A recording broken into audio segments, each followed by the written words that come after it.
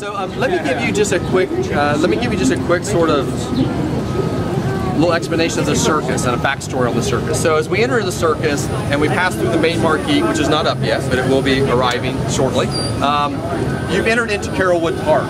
And that park is a small park on the edge of an old circuit, old train line, somewhere in the Midwest. It's the 1940s, early 1950s is the era that you'll be stepping into. And I'm sure all of you know what the history of the Carolwood Park and the relationship to trains and Walt Disney. That was his train line. It was in his backyard. So when you go through the land, you'll see little glimpses of a CP or the Carolwood Park logo. That is our little tip of the hat to Walt and his toy train that was in the backyard.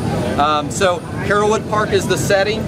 Casey Jr. has brought the circus to town. He's dropped off Dumbo. He's set up a couple other attractions that we'll talk about. But Dumbo really is the star of the show in the circus. So you'll see him with all of the gilding and the sculpting, and he really sets up the tone for the environment that you're ready to step into. So let's walk down. We'll take a look at Dumbo, Barnstormer, and the new train station. So a couple things about Fantasyland. We are doubling the size of Fantasyland physically. So this is, it is quite an honor to get to do this. It's not every day that we get to work on a Fantasyland within one of our castle parks. I think the real treat here is just the amazing detail that you're going to see. Just in the paving, there's storytelling. We tried to put storytelling into everything we do. That's one of our traits as Imagineers. If you look at the paving, we even hid peanuts. They're not real peanuts, don't freak out.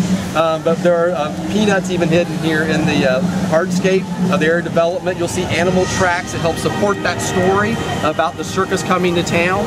And like I said, Dumbo really is the star of the show. So in the backdrop of the big top here, you can see Dumbo the flying elephant. Couple great things about Dumbo. We brightened the color palette a lot, tried to give it more of that 1950s era kind of look. A lot of great hidden details in Dumbo. If you look closely at the top, you'll see the stork delivering the little Dumbos to Mrs. Jumbo. Mrs. Jumbo is just below. She's looking proudly at her son flying around the circus. And then some of the details, if you really look closely, what look like those gold filigree elements are really elephant trunks, and they're holding peanuts and they're holding feathers.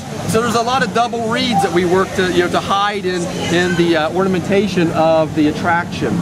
Probably one of my favorite elements is down around the bottom are 8 illustrations that we had commissioned that tell the story of Dumbo. Beautifully done in the style of the film by an artist from Feature Animation.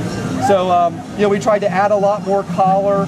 The music sets a great tone for the placemaking, but we're very proud to have our first Dumbo online, and in the near future you'll see Dumbo #2 come online as well. So this is our circus. This is the first stop in the circus. Now let's go down. We'll look at Barnstormer. Is Dumbo #2 going to be a mirror image of Dumbo #1? Exactly mirrored version of Dumbo #1. Yeah. The story of Barnstormer featuring the Great Goofini.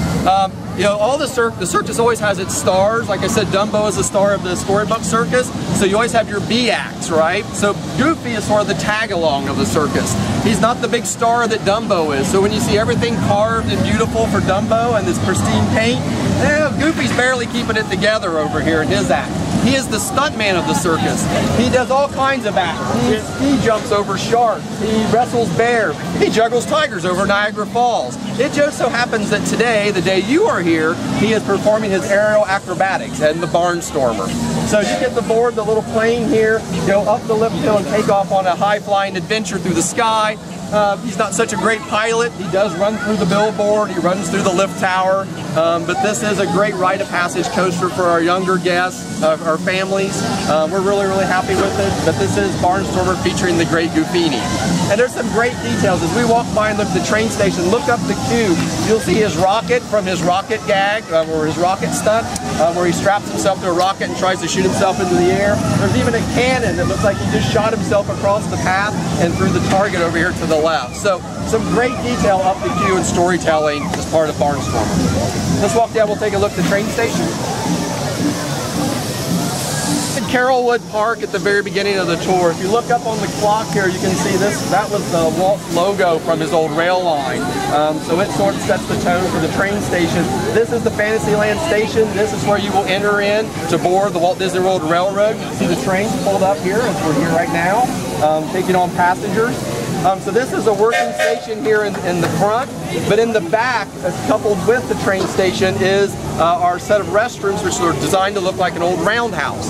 This is important because you can see in the paving of the area development, there are a couple spur lines that have come in off the main line of the railroad. This will look like when we're finished that Casey has brought the train in here off the spur line and he's resting while the circus unloads. It looks like he can turn on the wood table and go right back out the line, connect into the Walt Disney World Railroad, and take off to the next little town down the road. So the roundhouse, believe it or not, we even have tracks inside the restrooms. So it looks like the trains can be parked right at night and pulled into the roundhouse and be put away or worked on.